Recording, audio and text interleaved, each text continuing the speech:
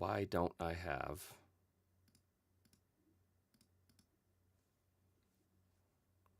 Hey guys, if you can hear me,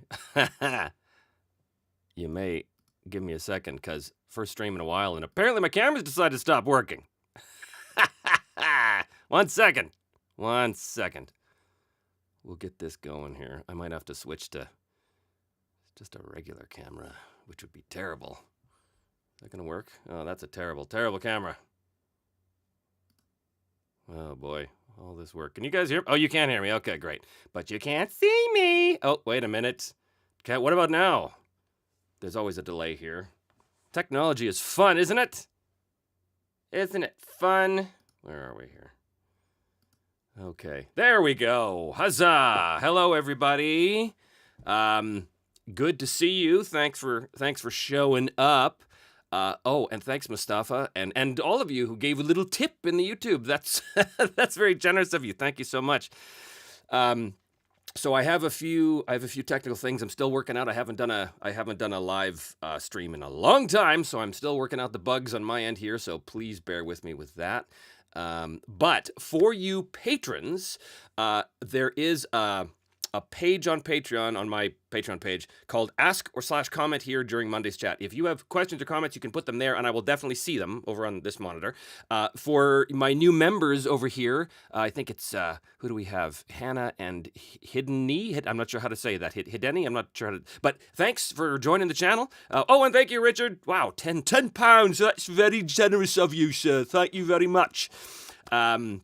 Anyway, yeah, so patrons can make comments or questions on the Patreon page, and everybody else, I will see your stream here as well, and they're coming in fast and furious. So first of all, thank you all for being regular viewers. Thank you for checking out the finale. Thanks for keeping me going, because it's just been great to see so much support from the community there. So thank you very much. It's been my pleasure. Hannah K, thank you for the $2. I believe you were my first YouTube channel member. There's only 3 of you so far. So if the rest of you want to join the channel in lieu of Patreon, or both if you want, by all means do. You can hit the join button there. I think that'll work. So let me get... Oh, thank you. A lot of you were talking about the beautiful ending. Thank you. Yes, I'm quite pleased with how that turned out, actually. I think it was probably the strongest ending. I think. I don't know. Season 2 was really good. Season 1 was really good, too. This was pretty good. Oh, thank you, Michael, for the tip there. Your storytelling and characterization are amazing. You rock. Thank you very much. Okay, let's see here. I've got notifications. Okay, I got to refresh this page. That's the other technical thing. Let's see what we have. So first of all, Ben Waters, a patron, says, any thoughts on playing another game with Mythic Plus players? Oh yeah, that was the D&D session I did called Behind the GM Screen, where I'm running a game with my 2 friends up in Vancouver, and then I turn to the 4th camera and talk about how I'm interpreting the random rules to create something. Thank you, Zero, for that, for those euros. Thank you very much. So the question is, any thoughts on playing another game with Mythic Plus players? Yeah, that's still in the cards. Sebastian is a theater actor, and he's on the road a lot, so it's hard to get him tied down, but he's a great player, and he's a great friend. So I also thought that video would do a lot better than it did, but it only really got like 5,000 views or something so far, which, that's good, but I kind of thought that one, because it's D&D, and everybody loves their D&D, I thought for sure that would be more popular, but apparently not. So the idea was, if it was really popular, I'd continue with it, but it isn't so far. That said, we'll see how it does over the next little while, and if people want to see more of it, we'll go back to it, because it's fun. It's super fun to do. I think it's more fun for me than it is for the players, because every time they make a choice, I have to put them on hold as I turn to the audience camera to explain my thinking about what I'm creating with Mythic, but anyway, there's that. Okay, let's have a look at here. Boy, there's so much going on. I'm really going to try and get to as much as I can, guys, but it's tough, and I'm so pleased. There's an embarrassment of riches here. Let's see. If we put our backs into it, I think we can get Trevor all teary-eyed. Well, that already happened. Mostly not from watching me, but from watching the comments on YouTube, watching you guys get emotional over these characters. That's probably the biggest compliment I could have ever received, is this idea that audience members out there are so invested in these people that do not exist other than in my imagination. They look the same as me. They sound a little different because I put on different voices, but that's amazing to me. It's always amazing to me that so many of you get so invested in what happens with these characters. It's the biggest compliment you can give me is to have those reactions. So again, I thank you all for that. Such Power says, I was surprised that Edward managed to win, to be honest. It wasn't looking good for a while. Well, me too. I'm eternally surprised. I'm eternally surprised by what the dice do. Let's see. Here we are. Mikhail Joseph Aguro. And again, forgive me if I'm mispronouncing any of your names. The coming story / season seem like it'll be party focused. Will you be choosing a system that's faster with combat? So I don't actually know what the next season's going to look like. I don't know what the system is. I've been taking donations from various game companies who are sending me their games saying, "Oh, have a look at this. Maybe you want to use this." So I've got a whole bunch of options here, but I don't know which one I'm going to pick. I'll tell you this. Iron Sworn in Season 2, that's a game specifically designed for solo play. I found it hard to deal with in the first couple of episodes because it's so alien to a more traditionalist kind of setup for a game. But once I got it, I was like, oh, this is great. And you can really, really use the rules to intertwine with the narrative, right? So by the end of the season, I loved Iron Sworn for what it could do. I really wanted to go back to something a little more simulationist, which is why I picked the very obscure Dominion rules. But I will tell you that if I was going to do... Well, when I do Season 4, I think I'm leaning towards a more narrative system rather than a more simulationist one. But I don't know. Who knows? I can be convinced of all things. The problem with me is that I have so many games that I love them all, but I can't play them all and I can't showcase them all, at least not in a reasonable time frame. So I'm not sure what's going to happen. But obviously, we're going to have the band back together. As we've seen, Arn and Simon and Edward are now back together in Hood So what'll happen then? We know that the Husk is after Arn, and we know now that the now peg-legged Carlos, with the help of a supernatural sorcerer, are coming after them. So, that's going to be interesting. How's that going to work? I don't know. Okay, let's see here. Boy, it's coming fast and furious. Fast and furious. Why did Edward... Ferret's Rock says, why did Edward give up the Guardian? I already miss our Crocky boy. Crocky? I miss our Crocky boy. I miss him too. He was very powerful. Why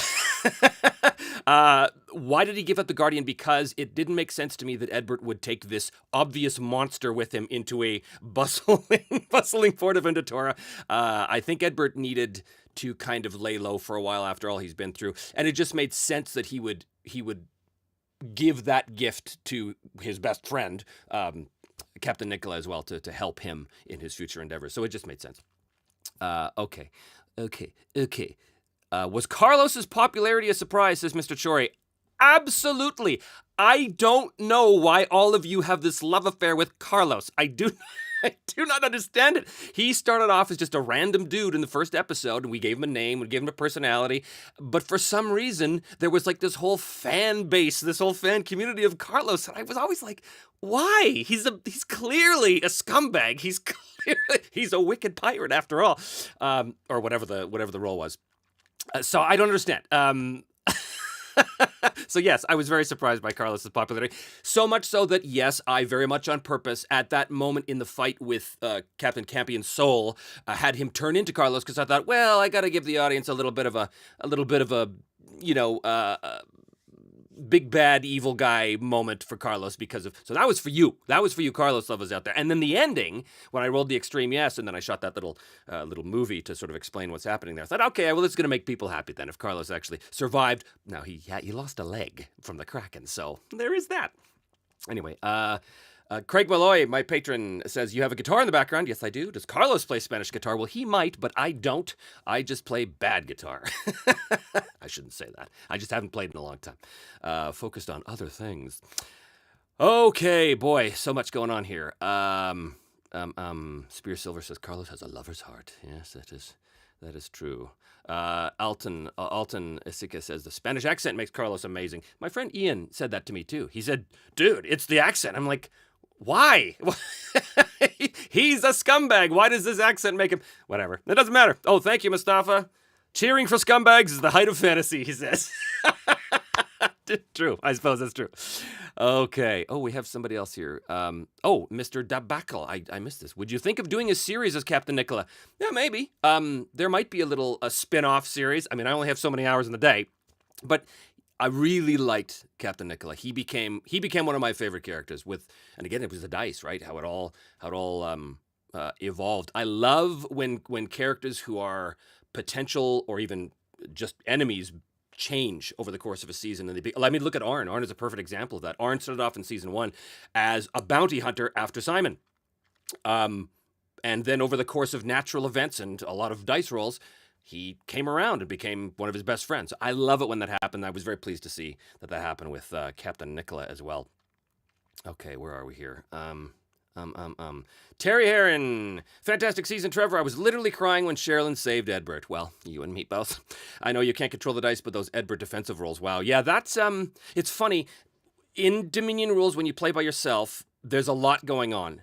And I miss a lot of things. And even today, I'm watching the show going, oh, see, at that moment, I had said that the bad guy was going to strike twice, but he didn't. And I'm like, what are you going to do? I mean, it all works out in the wash, but just to address this for a second, there's a lot of you that have picked up Dominion rules, which I think is great. But honestly, I wouldn't recommend Dominion rules for a solo experience. Just because, that game is really tailored towards a party and a group of different minds, right? Because the whole thing about if you get initiative on me, then I must declare first, which means you can respond to my actions. That gets a little weird when it's just you, especially in a high tense fight like that, or if there's more than one person involved in the fight. So I wouldn't necessarily recommend Dominion rules as a great solo system, but if you can make it work for yourself, then by all means, it's a quality old little obscure system. Kevin says, will we ever get a sci-fi season? Well, sort of. I'm not going to switch genre in the main show. I'm going to follow the stories of these 3 characters in this fantasy world for as long as it logically goes. And I don't like to switch genres. I'm not going to suddenly have them abducted by aliens or anything like that. However, it's funny you say that because this right here is a game that Modifius sent me. This is 5 Parsecs from Home. This is, it's not a miniature game and it's not a role-playing game. It's kind of in the middle. It's called an adventure war game or something like that. This is a really, really cool book and game, and I'm going to be running a campaign randomly generated using the tools in this book as part of a new series I'm going to do, so I'm super excited about that. I don't have any sci-fi minis, so I'm going to have to find miniatures and terrain to do sci-fi stuff, but yeah, that's coming up. I'm going to do a special announcement about this as well, but since you guys are here, I thought I'd just tell you right now. So sort of is the answer with that. Okay, coming fast and furious. What do we got here? Oh my goodness. Ella Autumn says that moment when Nicola refused to betray Edbert was incredible. Oh, yeah, in the previous episodes. Yeah, that was cool. Okay. Such Power says, I thought Dominion was too roll heavy for my taste. And it is a matter of taste. Some people like a lot of dice rolls. Some people don't. If you are used to more narrative kind of games, then dice can feel unnatural. If you're used to more simulationist games, dice feel perfectly natural. So it is just a matter of personal preference. I love all things. I love all the different types of games, and I like to explore all of them, and I try to do it in this show. The reason why I use some of these more obscure systems is because I really do want to... I want people's minds to be open to the fact that there are so many RPGs out there that it's not just D&D, Because I think a lot of people don't really know that, especially when they start out. Maybe they get into the game because of Critical Role or whatever, and they just D&D. And I'm just like, guys, D&D's fine and all, but there is a world's worth of games out there that are just so interesting and so much fun. So that's why I do the Sage's Library as well, is to try and open people's eyes to this, right? Anyway. Oh, this Zero says, and the 1 damage rule. Yeah, this is interesting. So there's a rule in Dominion rules that if I hit you and you make your soak roll, you still take 1 damage regardless, which I like that rule. It is, however, a rule that I forgot all the time. It was a consistently forgotten rule. I wasn't ignoring it. I just forgot it. And again, it's one of those things that I didn't notice in this finale episode until the end, when I had finished the edit and I was like, oh no, that would have totally changed the outcome on both sides if they had, because when you take damage now, you're taking more penalties. But what I'm going to do, go back and reshoot such a great battle because of that? No, instead it was just consistently applied. So, thankfully my forgetful brain actually helped out that way in being consistent. Zuzo's Corner says, love the season. I think 2 is my favorite, season 2. Yeah, I loved season 2 for a lot of reasons. I feel that all the seasons are very different, and that's good, and that's what I was going for. Season 1 is sort of a standard kind of fantasy experience. Season 2 is very intimate. It's very, very, very focused on this thing. Arn has to achieve this thing, and everything that happens in that story always drives him back to that thing. I love that about Ironsworn especially, and I love that setting. It's so bleak and cold and lonely, and I love that stuff. And then this one, of course, totally different. Big swashbuckling, here's Edbert literally talking to gods and having his fate bandied about by gods. As I watched this season, I realized how much I was inspired by Michael Moorcock's Elric character, which was unintentional. But if you read Elric of Melniboné or Meldabone or Meldabone or however you pronounce that, there's a lot of elements that got not stolen, but just that seeped into my consciousness about that character, because that's a character that's constantly being played with and toyed with by the various gods. So that was interesting. Okay, let's go back to my Patreon page here and see what we all have. Oh, by the way, I don't know if you can tell, but I am wearing the official shirt. Yes, the official merchandise that we make here. This is also the dice bag that we sell in our store. All this handmade. Nothing coming from China here. This is all handmade. There you go. And then I've got the glass. Oh, the glass. Look at that. Very nice. And there's going to be a bunch more stuff like mugs and other kinds of shirts and stuff. Anyway. Okay, where are we here? So many comments, guys, which I love. Steiner Christofferson says, I'd be really excited to see one-shots or a complete season with 3 to 4 players cooperatively working together as both GMs and players. So that's probably not going to be me. That's very popular these days, and it's becoming more popular. Ironsworn actually supports that with its rules and mechanics. I have this weird disconnect where I want there to be one guiding mind over the table, whether that's me as a GM or whether that's the other person as the GM. Just a personal preference. That's all it is. But I find that if there's too many creative cooks in the kitchen, things get really out of hand really quickly. Now, maybe, in fact, probably that's because I'm blessed with having very creative friends. So it's hard to focus all of their crazy crackling creative energy into a recognizable shape in a way. So I always kind of prefer, you know what, there has to be one voice at the table, that GM, that makes the final call. So probably that's not going to be my thing. But I know that there's other channels certainly that do all kinds of stuff like that. Featherberry says, do you think we'll be leaving this world behind for a bit to explore a different setting genre with new characters? Well, again, yes and no. We will be leaving this world behind for a bit. And doing other stuff, like I said, doing this 5 parsecs thing, this little campaign. This isn't going to be a huge thing. I'm just gonna roll randomly and see where it takes me, and who knows, maybe the whole crew will be killed in the first session. Who knows? But okay. Oh boy, here we go. James Sorrell, also a patron, says I did a few episodes of my show with Dominion rules. It's pretty good solo. Good. I'm glad that it worked for you. I think my brain works way too fast. Like I can't. I get so excited about something happening that I'm working way faster than the system wants me to go, and I miss things. And I don't like that because I'm a real stickler for rules. Like I really do want to play by the rules as much as possible. So it bugs me when I screw up. It bugs me when I miss rules or stuff like that. But if it's working for you, that's awesome. Okay, so many. Lacey says, I don't know why, but I just love Devona. Yeah, she turned out to be an interesting character, didn't she?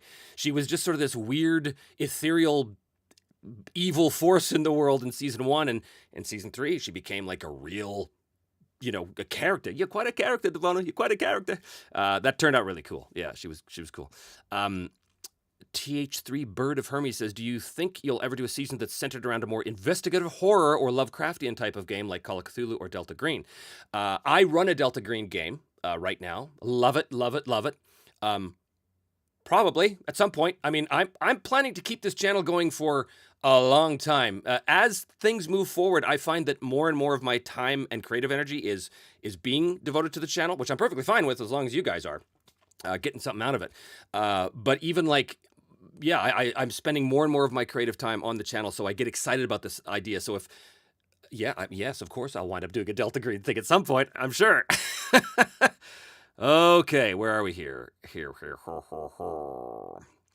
Zero says, you have to make a system-neutral core book of your fantasy world.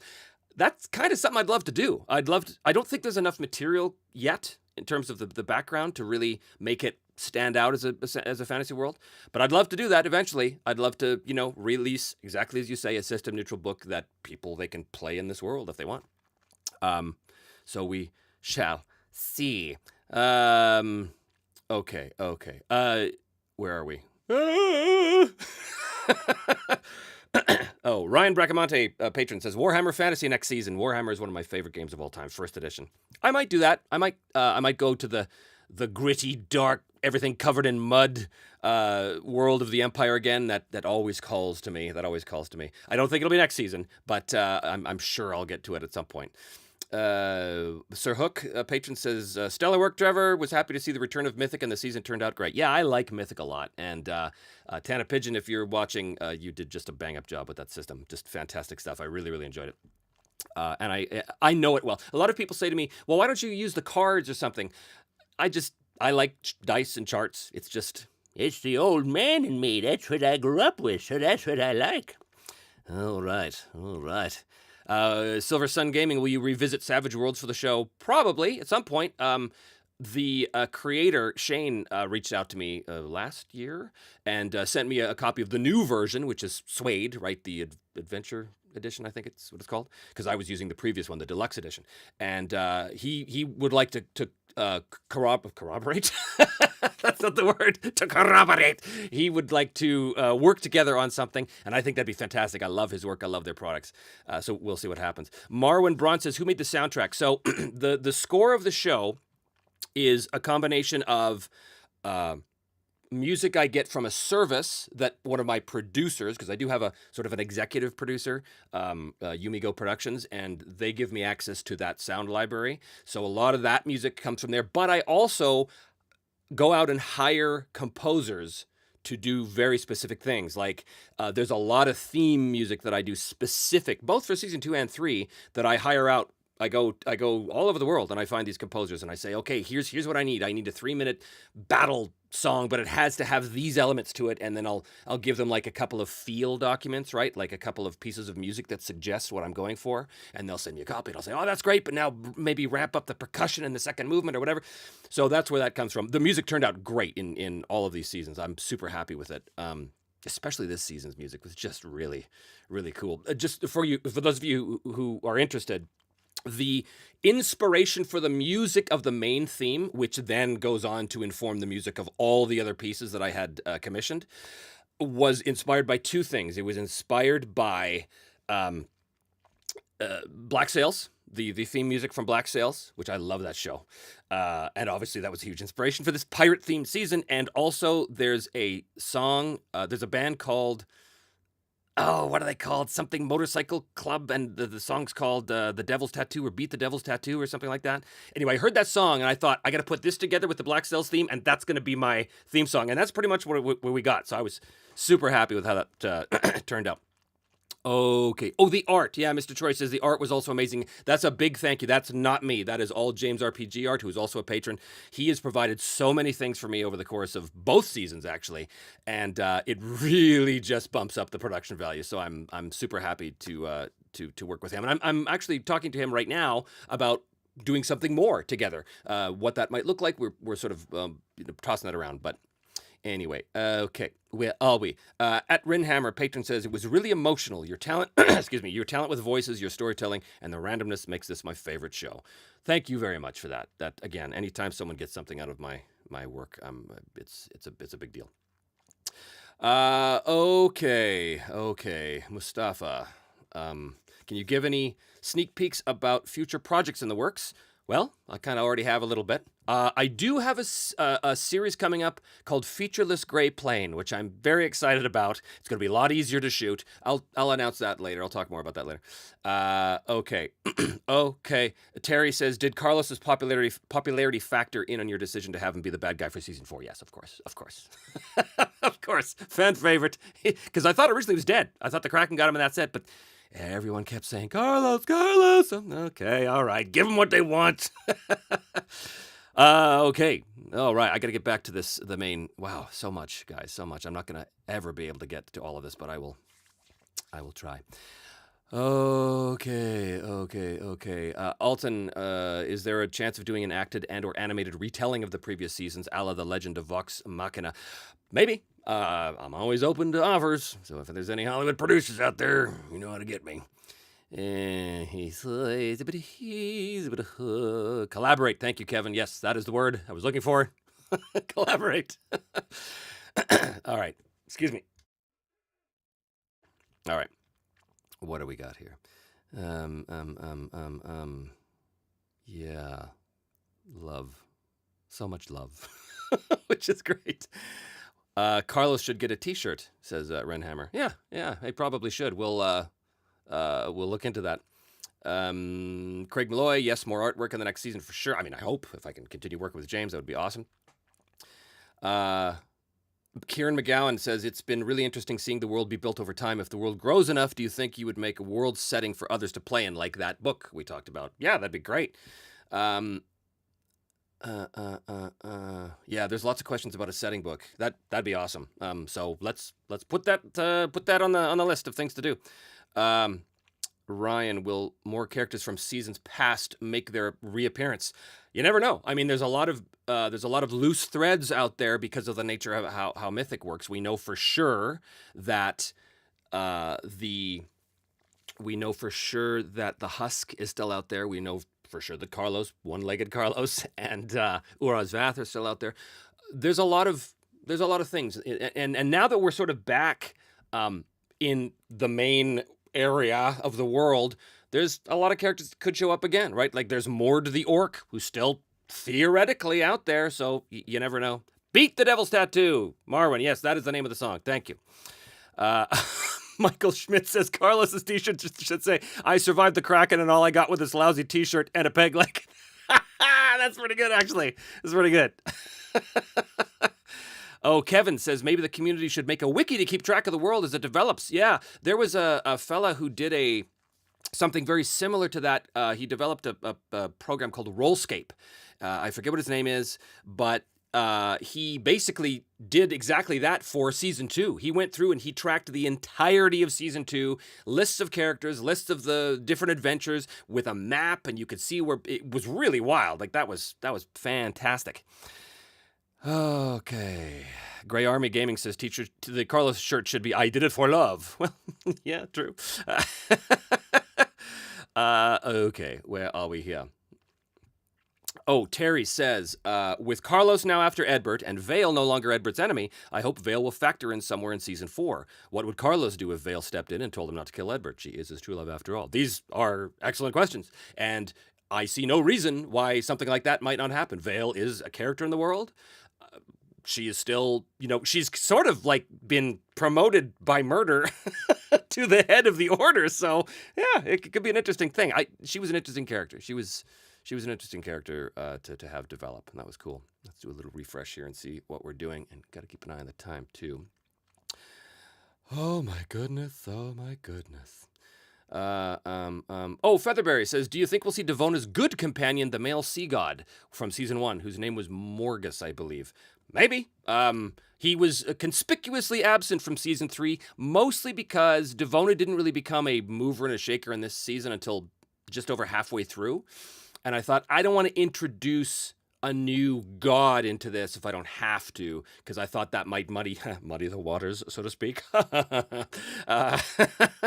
that could be a thing. Mustafa Khan says, what is your general prep process for in-person games? It depends on the game.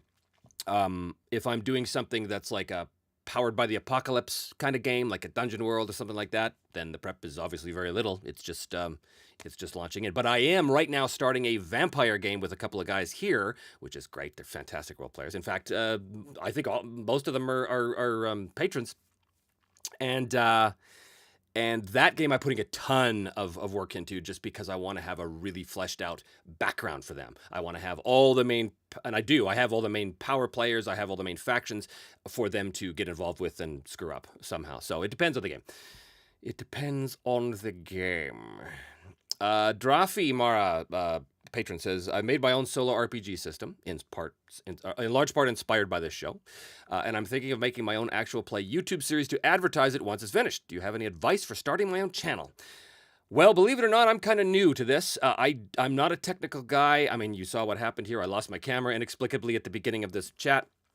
But in terms of how to create a show like mine, yeah, I mean, it's pretty, there's a lot to it. I mean, I've got 9 cameras going, and I've got separate audio, and I've got the miniatures, and I've got, obviously the game system, and I've got the Mythic system or whatever Oracle system I'm using. And then I have to know how to shoot, and I have to understand lighting, because I've got all special kind of lighting package. And then once it's done, I have to understand how to edit, right? You have to teach yourself something like Final Cut Pro, which is what I use. So there's a big learning curve to do what I do. That said, you don't have to do what I do. In fact, I wouldn't recommend it because it's way too much work. You could do something with one camera. A lot of people do stuff just with like a virtual tabletop and a camera of themselves, right? Or maybe not even a camera. Maybe it's just an audio thing. There's a million ways to do it. But I would not recommend trying to emulate me unless you're a very experienced filmmaker, because there's a lot of work in it. Okay. Drewy says, how much do your characters live in your head beyond your actual recording or play sessions? Do you fanboy about them internally as much as we do? No, I can't let them live. I have too many friends living in my head as it is. So yeah, I let them live in the game world. I let them live in the shooting room, and I come back to them when I go into the shooting studio to come back to them. Okay, let's get back to the main ladder here. Adam Lester, how much time on average would you say you cut from an episode during which you're contemplating prompts? That's an excellent question. I'm hoping to get to 500 patrons, and if I do, I'm going to release a special documentary which is going to show all of that in detail. But the short answer is, it depends. Of course, that's my answer to everything. There is a lot that is cut out. A lot of it, there's not a ton of like me hemming and hawing, because I really do try and come up with something very quickly on the fly. Sometimes it happens, but there's not a ton of that. Mostly what'll happen is stuff will get cut. Like if I'm editing the episode and I realize I've basically kind of played the same beat 3 or 4 times, which I do because I'm a very repetitive talker, especially when I'm talking myself through these games. I repeat myself a lot, and I guess I'm just sort of like driving in the notion. So I don't want that for the audience, though, because that's obviously repetitive. So I'll go through and I'll cut out. I'll just make sure I only say the thing once. And even so, I still wind up repeating myself a lot in these episodes. So a lot of that gets cut. You know, there's whole scenes that get cut because I realized they didn't really serve the narrative. Like there was a scene in, where was it? It was after the drunken ghoul got beat up really bad by somebody, and they had to fix the ship. So there's a whole scene where they pulled off to a little island, and the crew got out, and they were there for a few days, basically, you know, cutting new strikes and boards and stuff to repair the ship. And there was a weird thing that happened on the island where there was some creature that was attacking them and stuff. But I cut that whole scene because A, I didn't have the time to show everything. B, the scene really didn't further Edbert's story. It was more a story about the sailors and the ship, which is all interesting, but when you're editing, you want to make sure you're always hyper-focused on the central narrative, right? The rule of editing is you want to cut out any fat at all that doesn't directly influence what's happening. And that's hard to do sometimes because there's a lot of really good stuff that had to be left on the cutting room floor. But what are you going to do? It's part of the process. Okay. Boy, oh boy, oh boy. Craig Malloy says, contributing ideas to the episode was good fun. Any future thoughts about more of that? Yeah, for sure. Always. I want to do more of that in all the stuff I do now because it shows you guys have proven that it works. When I put out the call to arms to the patrons to say, hey, I don't know what this soul cage looks like. Help me out. And there was like 30 responses or something like that. So yeah, I'd love to steal your ideas for my own designs and give you credit, obviously. Ferrets Rock says, since you said you don't have sci-fi miniatures, would you consider opening a P.O. box or something for people to donate some minis to use for 5 parsecs? Yes, I have a P.O. box address. If you want to do that, let me know in the comments, and I will give you the mailing address. It is a P.O. box. That would be tremendous. And of course, if you wanted to donate terrain or miniatures, of course, you would get all kinds of credit in the show and all kinds of thanks and shout outs. So that would be great. If anyone wants to do that. My goodness, how generous people are. Exclusi says, what do you think about using some world-building games for fleshing out the world, like a solo hack from Microscope or something similar? Yeah, sounds cool. I'll look into it. Boy, I'm falling behind here, guys. I'm falling behind. Solo RPG guy says, just take all the footage cut and make this special extended edition. I'd love to do that. But if you had any idea of how much time it takes to cut the show and to make sure to get the picture lock right and then to make sure the audio is good. Oh, speaking of audio, did you guys notice that glitch that happened? That was not me. That was YouTube. Oh, it drives me crazy when that happens. I do have to go back and check to make sure it wasn't me. But I go over these episodes with a fine-tooth comb, and I would never let that happen. So it could have been a YouTube Premiere bug or something. But that made me so angry when it only cut out about a second. But that's a second I put a lot of work into. Anyway, what was I saying? Oh yeah, the extra cut, like the extended editions. I might do that for higher tier patrons because it's so much work to pull out separate scenes. Just because of the process I use to edit it, it becomes a lot of work to do it. But hey, anything is possible. Consider an outtakes video for each season, says Thomas Rani. Again, yes, that's a good idea in theory, but it's a whole extra step of work. Now that I see you guys are actually interested, that maybe I'll do that, or I'll try and keep that in mind. Yeah, that glitch. What was that? Zuzu's Corner says, Devona stole a second of footage. Yeah, she's more powerful than we thought, huh? She can reach into YouTube and destroy it. Yeah, I hope it's only a Premiere bug. I'm going to have to check that as soon as I'm done here. It happened right after the sword fight, after the big duel. I know it happened, so I'm going to have to check that. But because, if there is a glitch on my end, well, it'd be devastating. I have to re-upload the video, and that sucks because I'd lose all the chats and all that stuff. Anyway, we'll have to see. Where are we here? Terry says, Featherberry says, one of the Mythic magazines has a cool mystery system, which could be useful if you ever did a mystery. I did a mystery with Simon at the end of season 1, and I used that. I don't think it was a Mythic magazine. I think it was the second book that got released. I can't remember exactly, but there was a specific chart for mysteries, and I did use that, and that worked pretty good. Terry says, I think it would be cool to have a wide-angle fixed camera recording while you record a show. You wouldn't have to show us the whole show being recorded, but give us a fly-in-the-wall experience while you're recording. That is something I'm going to do for the documentary, definitely, because you're going to want to see me working in the environment, right? So yes, that's definitely part of that future documentary, should that come to pass. Okay. Kevin says, how about hiring another editor for the extra not main stuff story stuff? Well, if I had the money to hire an editor, I might do it, but I don't. All the money I get from patrons goes back into the show mostly. And it's also, as the show it takes up more of my time, the show kind of becomes like my principal form of income. And when that happens, I'm like, okay, well, if I'm being paid more by these patrons to do more, then I have to do more, and that means I have to take more time to do it, which means I need more money in order to, so it's kind of a boulder rolling down a hill thing. I love doing it, and if I could devote myself full time to this channel, that would be the dream. Let's face it, we're not there yet. We're a long way from that, but that would be awesome to go full time as this. Oh my God, playing games on YouTube for a living. This is the best. This is the best. Okay. David Bonilla Marino says, have you ever gone back and retaken a decision you didn't like? Sort of. Not so much a decision I didn't like, but if a role happens which creates a scene that goes nowhere, that serves no purpose and has no repercussions, then I'll just cut that scene, but sometimes I have to go back and re-roll the dice just because what the dice produce just doesn't work. So I'll just cut that. But that very rarely happens. I will sort of do multiple takes of dialogue sometimes. I'm not always on, right? So when I sit down to do the show, sometimes my brain just isn't there, and I have to kind of stumble through a few takes of what the person would say, and so obviously I cut those.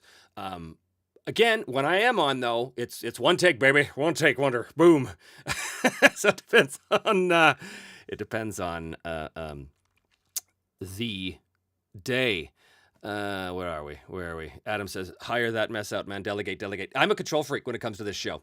And when it comes to anything that I do on this channel, I am 100% micromanager. I make sure that everything is just so. I agonize over every tiny frame of video, whether it gets cut here or whether it gets cut a millisecond later. I am such a perfectionist when it comes to stuff. That's why it really bugs me when something goes wrong, like that audio glitch. So I don't know if I trust someone to edit my stuff. I know that happens a lot with YouTubers out there who get popular and they just shoot the stuff and send it to some person who edits, but that ain't me, man. I very much control the message, so to speak. Okay. Boy. Such Power says, have you considered having a spellcaster as a protagonist for the show? Yeah, that's something I haven't really had. I haven't had a main character who was a spellcaster. That's going to depend on the system I use.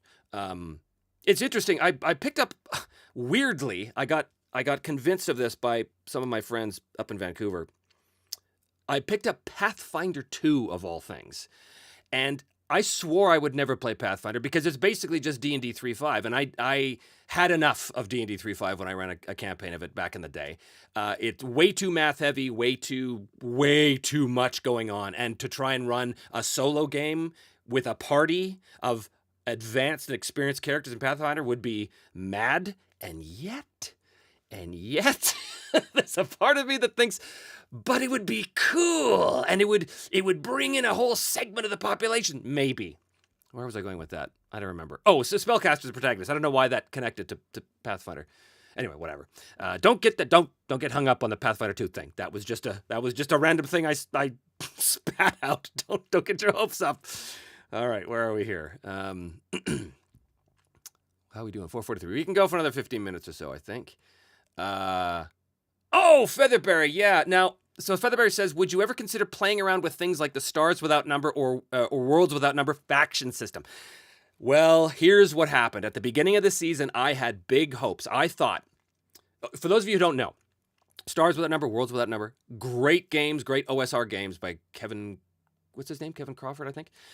Great games. But he has, in these systems, a little DM-only kind of game system, which is designed for the GM to play sort of in between sessions. And what it does is it advances the world. So the GM looks at all the factions in the world and looks at what they have, what their resources are, what their goals are, and he basically just plays out a quick little round to see what happens. And I love it. It's so much fun, and it really can engage the players when they come back and they hear about all this stuff that happened, and they know that, oh yeah, well, that happened because it was randomly determined by this sort of GM-only turn. So what I wanted to do in this season, because it was called Dominion, I wanted to have patrons control the factions, and we would run, every couple of episodes, we would run like a faction round where you guys would basically play certain factions that I would sort of coordinate it. But the reason why I didn't do it is because it would be tough to coordinate everybody. But mostly I didn't do it because I didn't want to be, because of the spirit of improv in this show and spirit of creating in the moment, I didn't want to be beholden to something that had already been determined kind of off screen. So I thought, you know what? I don't think it's going to work for this. So I'm still very interested in that concept. I just don't think I'd do it in the main show. I might do it as a side thing.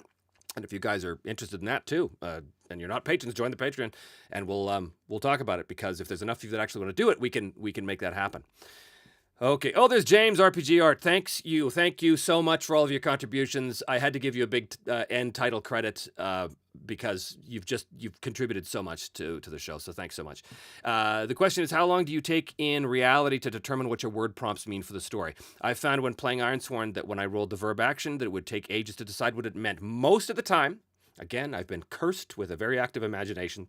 Most of the time, the first thing I grab, I go. So when you see me in the moment go, oh, that most of the time, that's the real time situation. Me going, oh, I think there have been the occasional times where I'll roll and go, what does that mean? And I'll sit there for like a minute going, what does that mean? But ultimately, if it just nothing happens, then I just ignore it. And a lot of the times, if that happens, I'll just cut that roll out of the show. Because again, if there's something that happens at the show that doesn't advance anything, it doesn't have any consequence or effect, then it's just taking up space and it kills the pace. So I just cut that stuff. So it doesn't happen a lot, but when it does happen, I get rid of it. Okay. Paul says, hi, Trevor. Just want to thank you for your show. My partner and I have made a point of sitting down to every episode since season 1 and can't get enough. Look forward to season 4. Thank you so much.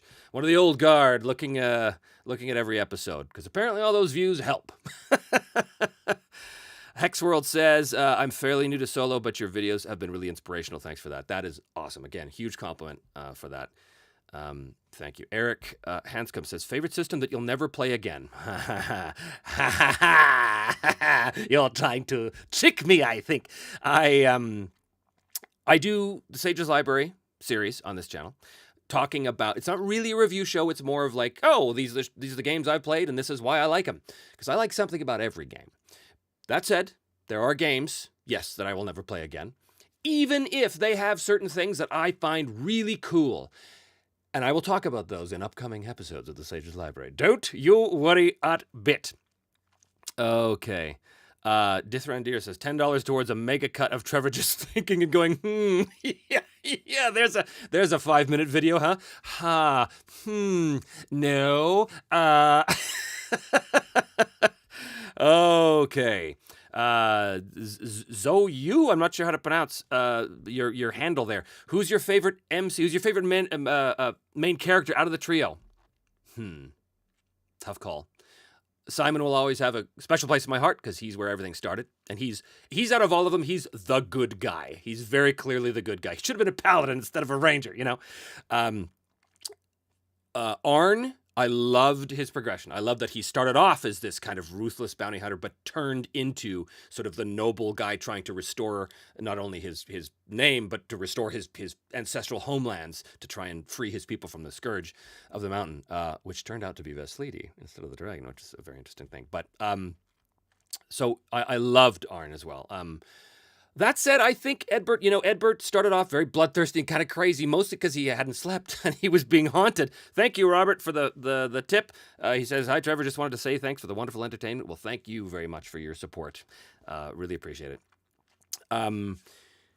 So Edbert, yeah, started off as a very kind of crazy character, and like all good characters, he evolved into something else. So the bloodthirsty aspect of Edbert kind of was replaced with something else, and again, I love that. That shows the development of the character, yeah, I dug him. He's fun to play too, and that's one of my favorite accents to do. So that's it was nice to have a guy like that around. Anyway, all right, let's see. Thanks so much for joining me here, guys. This has been just so much fun. Kieran McGowan says, I enjoyed in your Harn video where you talked about one of your players and their enemy growing respect for each other. Kind of like Arn and Simon, right? I love these types of stories. As a longtime role player, would you ever consider telling a few more of your role-playing stories as some of your videos? Yeah, I'll build a little more of those into the Sage's Library, I think, because that's kind of the part of the purpose of the show is to not regale you with gaming stories, but to give you examples of really cool things that happened. Gaming stories are funny, right? Because a lot of people think, oh, it was so cool to me, I'm going to tell it to others. But most of the time, you had to be there. Most of the time, you had to be there, man. You had to have been there. You had to understand the context of the scene, and that could be tough to just tell gaming stories. That said, some gaming stories are really fun. In a way, this entire show I'm doing here is just one giant gaming story. So, okay, where are we? Dice Fable. Does Edbert feel anything for breaking his oath to Urazvath? I don't know. That's a good question. Probably definitely that'll be something that comes up in season 4. Because he did break his word. And that's no bueno for him, right? Like, he took that oath seriously. So, yeah, I think that's going to be an interesting conflict for him. when we meet him again. Um, James asks, how hard is it to switch back and forth between accents? Do you have to stop and refine the accent? Sometimes, yeah, sometimes. It depends. Like the sort of Dublin accent that I'm doing for Edward, or well, yeah, Edward. Well, I forgot his name there for a minute. That comes fairly naturally to me, right? But if I'm going to jump right into the Yorkshireman who is the captain of that, you've got to find that moment when it comes, right, and then you go back in just like that. There's some accents that the way the vowel sounds and everything work, the way the mouth has to form around the words, it makes it harder to do that. I think like Australian, when I was doing an Australian accent in season 2, just because of the nature of what the mouth does, sometimes it's harder to jump it back between, Arn, who has this sort of non-existent fantasy Scandinavian accent, and that crazy sort of Aussie guy who was doing his thing, whose name I totally forget now, but that was kind of weird. So sometimes, yeah. Eric Hanscom, thank you, my friend. Thank you for the tip. Have you ever made your own system, and how long did it take before it imploded? That's great. Unlike a lot of gamers, I'm not really the guy that's out there trying to make my own game. Instead, I'm the guy that buys everybody else's game and then hacks it into what I want, which does implode. Funny story. When I ran a D&D 5 campaign a little while ago, the first thing I saw in that system was, there's no real rules for travel here. Travel is just nothing. There's no cost to travel. You don't have to deal with supplies. You don't have to. And I, of course, love all that stuff. So I immediately implemented sort of old school D&D rules, as well as some others, to the D&D chassis, the 5e chassis, and said, "Aha, this will be fun." No, it was not fun. All it did was cause confusion and cause the whole game system to go, "What? No, that's not how that works." So that's about as close as I ever got to that. Thomas Rani says, do you think rules light rule sets make for better solo RPG campaigns? That is an awesome question. And it's something I kind of go back and forth with myself. I'm tempted to say, yeah. I'm tempted to say that the more rules light the game, the more you can focus on the oracle, the more you can focus on the outcome of the narrative. But that said, I'm also a crunchy guy. I like complex rules. But I don't know. I certainly think rules light would benefit me for the format of this show because I move so fast. So yeah, that's a tough call. That's a tough call. Eric Downing says, my first band was called Soul Cages, which was basically a response to Sting's album. That's awesome. I love the whole Soul Cage idea. Perhaps I'll get the band back together. Oh, please do. Please do. And send me a track when you do. Zero says, have you ever played Forbidden Lands? Yeah, one of my favorite games. I love Free League. I think they're the best game company out there right now, or one of them certainly. I love their products. I'm running a Twilight 2000 game right now, which is great. Awesome. I did a video actually on making NPCs for in games in general, but it was focused on Twilight. It's in the playlist somewhere. Yeah, I love Forbidden Lands. Forbidden Lands is a serious contender for season 4 too. The only thing is I'd have to change a couple things, the way magic works. I'd have to sort of tinker with it a bit. And again, I try to present these games rules as written as much as possible for this channel, because I know that there are some of you that actually follow along very carefully with the rules, or you use the show to learn the rules, which I said never to do because I make too many mistakes and I move so fast. But I understand that some of you get value out of that. So we'll see. We'll see how that goes. Do you think, says Dice Fable, it's better to start with a party like Tales of the Manticore or gather them slowly? I think that's a matter of taste, but it's also a matter of what your system is. I mean, Tales of the Manticore, which is a great audio podcast. If you guys haven't checked it out, please do. It's fantastic. He's great. He started off in sort of a classic D&D way. We rolled up a bunch of level 1 characters of various races and classes and go. Now he's using old school rules, which are way lighter than something like 5e, right? Or Pathfinder. So would I do that? I mean, I guess I'll have to, right? Because season 4 is going to be the boys. The boys are back. So I don't know. Maybe I'll go back to Savage Worlds. I don't know. We'll see. Where are we here? Robert Larnock says, I love crunchy rules, but how do you determine what's a reasonable fight for your character? That's what I get hung up on. Yeah, I understand. I've been DMing for like 40 plus years, so a lot of stuff just comes instinctively to me. I know I can gauge the reasonable threat level of any given combatant just kind of by quickly glancing at it and glancing at their stats. But that said, I'm also very much a proponent of running away. If your characters are in a situation, if they get in over their head, get out of there, man. Get out before it's too late. A lot of games try not to do that, like reading Pathfinder 2. I'm seeing that their whole philosophy is, oh, no, everything is perfectly balanced, which means that this level 5 party should only be dealing with these kinds of monsters because of that. And I hate that, because I'm like, no, if the party walks into the Dragon's Lair and they're level 1, that's on them. That's on them to figure it out, you know? But again, that's just me. That's a personal choice. Personal choice.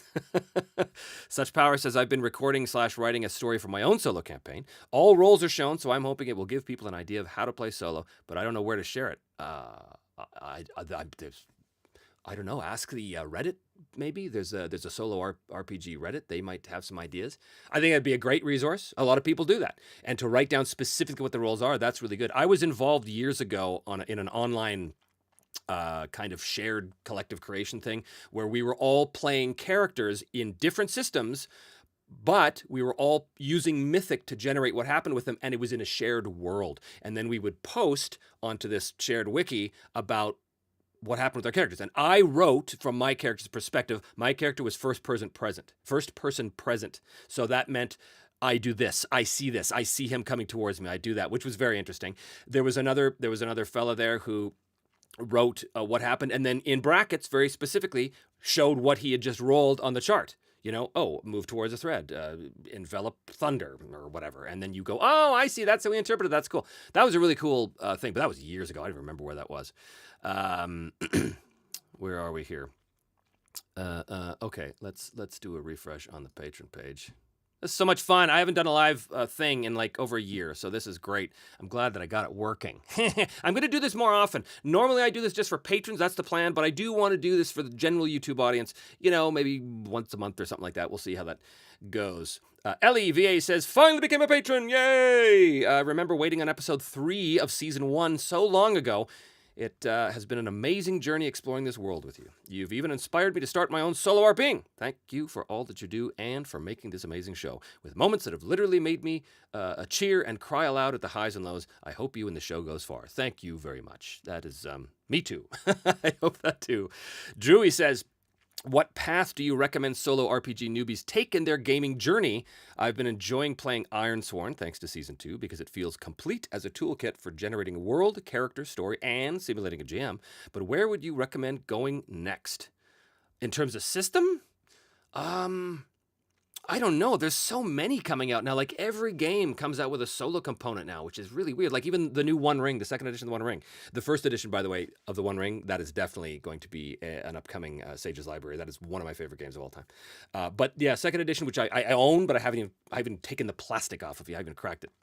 I know that the Ironsworn fella, oh my God, he's a patron and he's a great guy, and his name is totally, help me out here. Sean. Sorry.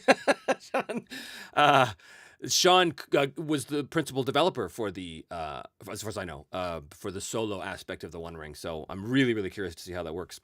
But even Twilight 2000 by Free League has a solo aspect to it. And I'm like, see, that I would do. In fact, I probably will do that at some point. I'll do a little tiny thing on Twilight because it's so great, so much fun. Terribly depressing setting because it's post-apocalyptic, but okay. All right, boy, oh boy, oh boy. 2-minute warning says, oh yeah, I guess we're getting there, aren't we? Okay, let's see. We're gonna have to come back and do this again, guys, because I'm running out of time here, and I want to be able to answer all of your questions. But we'll end this particular chat with Zero's question here. Tough question, your best moment from all 3 seasons. Boy, oh boy, that is a really, really tough call.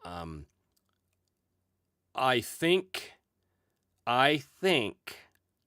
it's probably the moment when Arn is facing the dragon in the season 2 finale, and he's had his spear taken from him, his only hope of defeating this thing. He's got his bow, but it's not going to do anything to this enraged dragon. He's trapped in the tower, and all he can think to do is, I need to talk reason to this thing that will not speak reason. And making that 91 roll, we had t-shirts done when we were using the other company. I want to bring those 91 t-shirts back because they were pretty cool. But that moment, rolling that 91, which gave him the opportunity to actually come to have this conversation with this dragon and convince the dragon to see reason, that it is in both their interests. It was so out of left field. I just never in a million years thought that session would end that way, and the fact that it did just seemed so appropriate. It was like, of course that's what happens. Of course, you don't kill a dragon. They're way too powerful. He was lucky to survive, but just that moment of the dragon sort of understanding that this feud has to end, Anyway, the YouTube is telling me it's time to insert ads, and I don't have any ads to insert, so I'm going to go. Thank you all so much for joining me here. Thank you for your views and your support. Go back and watch the shows again. That always helps. Become a patron if you like. You can actually join the channel as well if you want. It has slightly different benefits than the Patreon does. Our stuff, like I said, our stuff is made right here. This glass is all etched right here in the house. All these products. So we're very proud of that. And you can go to memyselfanddie.com if you're interested in looking at that stuff. And I've got the Drive-Thru RPG links below with links to all of the stuff I've used, or most of the stuff I've used in the show. If you buy it through the link, it doesn't cost you anything extra. It's just I get a little support that way financially. So that's a big help as well. So, but really the Patreons, that's the big one. Yeah, thank you so much, guys. And we'll see you very soon on whatever version of Me, Myself, and I gets released in the next little bit. Okay, thanks. Now, how do I get out of here without looking stupid? Where do we go? Stop streaming. I gotta stop